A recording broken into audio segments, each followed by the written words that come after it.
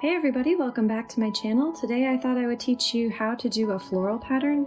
I know a lot of you want to learn how to do florals, and sometimes it seems like it's a little overwhelming when you see a completed floral pattern, but today I'm going to take you step by step through one of the ones that everyone was commenting on my social media. They said they wanted to know how did you do it, and that's this one right here. And I know it can look complicated when you see the finished product, but it's really not that hard, and you don't have to know how to draw to make this happen. It's super, super simple. If you know how to write letters, you're going to be able to do this beautiful floral pattern. So we're going to use some of the shapes that you would use to write letters and turn them into flowers, and you're going to be a pro at this by the time we're done this video.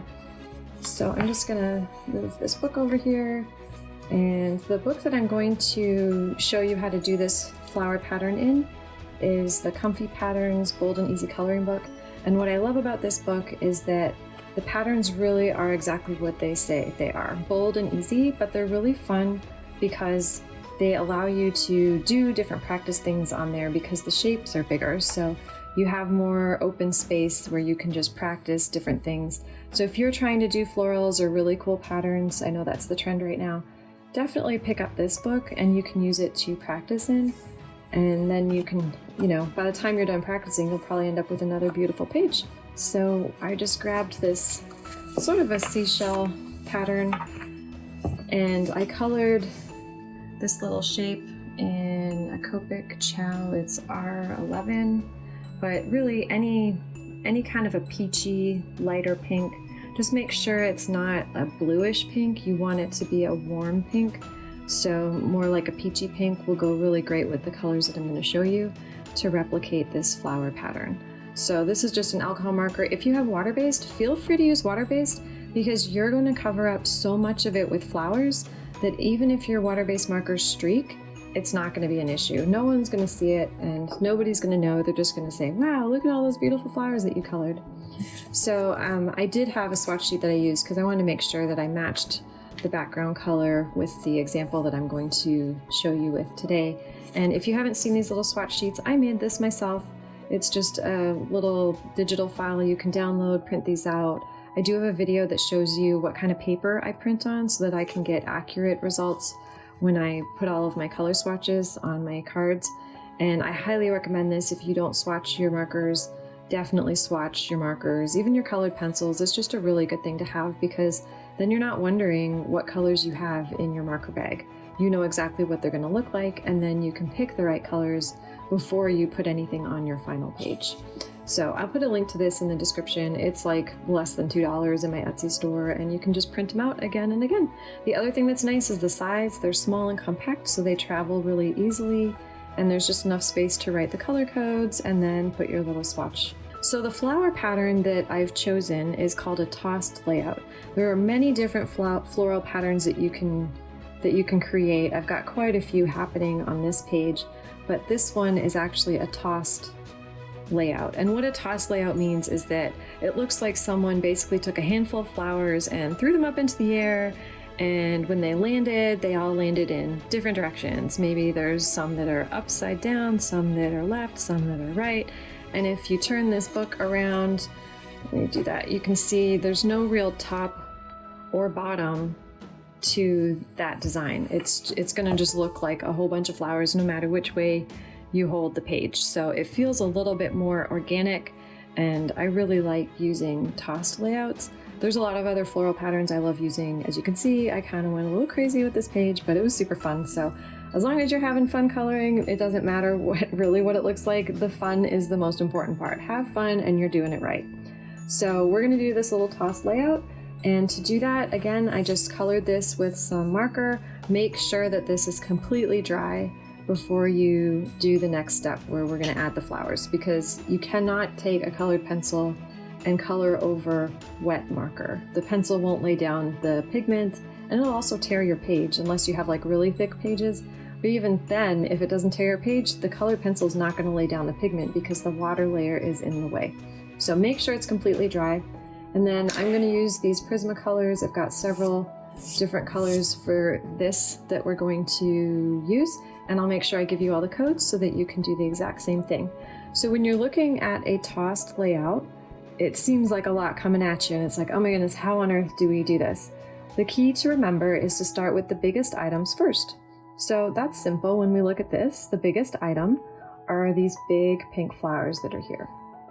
So we're going to take this PC929, it's pink, and we're going to create these big pink flowers. And to create them, really, you're just drawing the letter O and filling it in.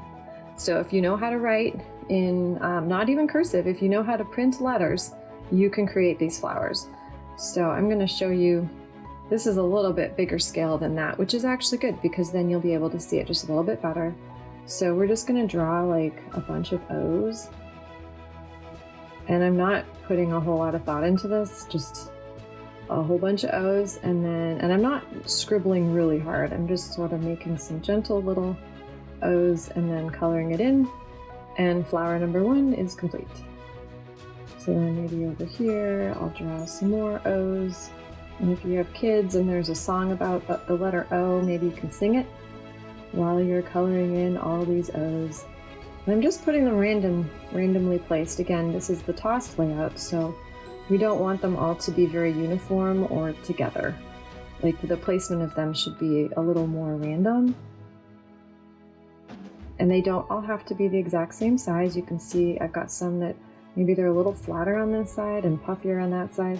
That's okay because in real life, flowers are not all identical and they're not all perfect. So let your imagination soar, and you know, this is your world, so make your flowers how you want them to be. So now that's complete, so I'm going to set this colored pencil aside. And next we're going to take this PC994, which is a process red. Can you tell it's my favorite? This thing is almost done. Pretty soon I'm going to have my pencil extender in here to help hold the pencil so that I can use it all the way to the very end. But for now, it's fine. So what we're going to do with this is we're just going to create some lines inside of the flower. So we're going to create half O's. So we're just going to take a half O here and make another half O there, a half O here, a half O there. I'm just randomly placing them. And the trick is to keep it inside the pink that you just put down, that lighter pink. You don't want it to go outside because this is going to give the indication of little petals. And that's what you're looking for with these flowers. Okay, so we'll set that aside. And then the last step for these flowers is the PC937, the Tuscan Red, and we're just going to add a center. So again, another little O, or at this point a polka dot, right, because it's completely filled in, and we're just going to add a center. And the ones that are cut off, you want to remember not to put the center out here. Keep it so that it looks like even the center's getting cut off, and we'll just give it a little more of a fun and interesting look. Okay, so that's it for those. So we're going to set those colored pencils aside. So then the next largest flower that we have are these turquoise flowers. So we're going to add those now. So what we want to do is take the lighter turquoise, which is PC992, it's called Light Aqua, and we're going to add flowers, but they're not going to be quite as big as these pink ones. The same process, we're going to make little O's.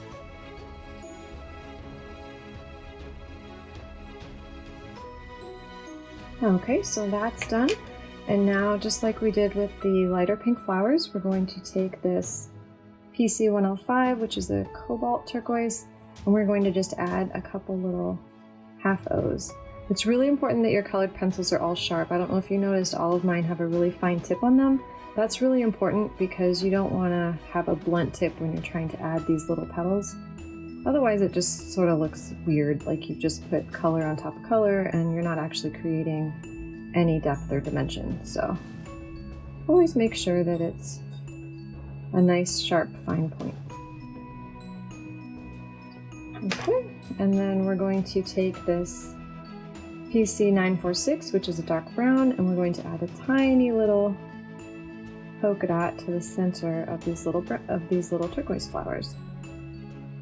The next stage is to add the leaves that we see coming off of these flowers, as well as some of the greenery that's sticking out. So to do that, if you've ever drawn the letter J, then you can do this, because that's pretty much what you're going to do, is draw the letter J, and then you're going to add some squished O's. So think of an O as if you stomped on it. That's what we're going to add. So I'll show you first. I'm just going to add some J's. So they're not an entire J. You don't really want to go too much with the hook on the J. So we're going to cut the J short. So we're just going to do that little line there, and then we're going to add some squished ovals. So to do that, we're just going to think of a circle, but flatten it, and then color it in. And then think of a circle, but it's flattened, someone stomped it, and color it in. And then on the other side, think of a circle, flattened, and colored in. And there you go, you got your first little piece of greenery. And what I like to do is make sure that they are all facing different directions, because again, if you throw flowers up in the air and they land, they're not all going to land in the exact same way. They're not all going to be facing one direction. So then what I would do is take my pencil and I would go in the other direction with my little partial J, and then my little flattened circle. And there you go. Now you've got another cool little green element. And then we want some of them to be cut off. So we're just going to do a little bit of a J here with a couple flattened circles.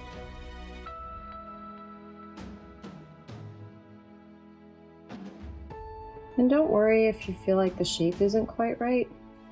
With colored pencil, you can always go over it again and again. Just make sure you have a sharp tip to your pencil, and that will make it a lot easier. But again, this is greenery. Greenery is never perfect. It's not all uniform. So don't feel like all of your stuff has to be the same and has to look a certain way, because that's just not the way it is in real life. So now that we've added the little greenery pieces, we also want to add just a little bit of greenery to these bigger flowers, just to help make them feel like they belong more in this setting. And so to do that, we're just going to add a couple of lines that are going to be kind of like even more flattened circle. So a bit longer, but like a flattened circle. And then we'll do it again over here, maybe a smaller one.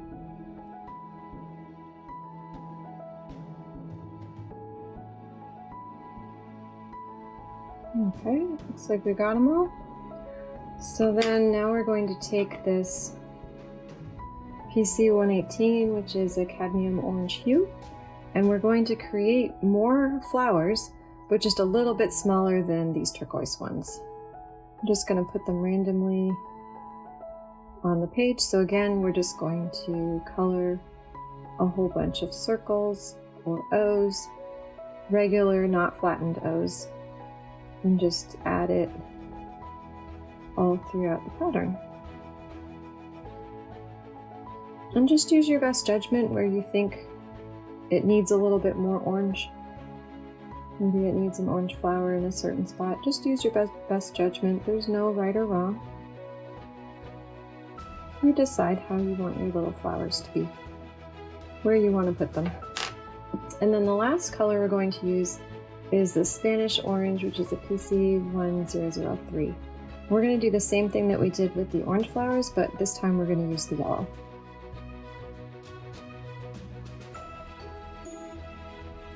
So there you have it. We just created our little floral scene over here. Over here, it looks super cute, and even though it's a little bit bigger over here than over here, it still is the same floral pattern.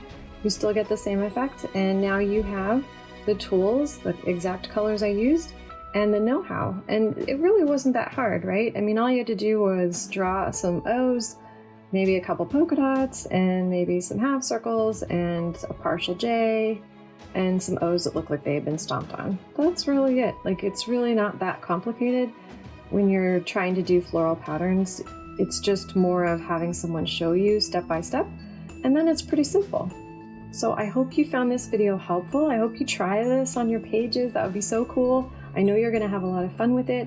Feel free to change up the colors. I shared exactly what I used because everyone was flipping out over this color palette as well as how I did the flowers. So that's why I wanted to share exactly how I did it with the same colors. But feel free to experiment and use whatever colors you want to fit the page that you're trying to color. and just have fun with it. It's a really fun thing to do. It doesn't take very long, and you can just add a little extra something to your coloring journey. I hope you found this video helpful. If you like my videos, be sure to subscribe, give it a thumbs up, and I'll see you in the next one.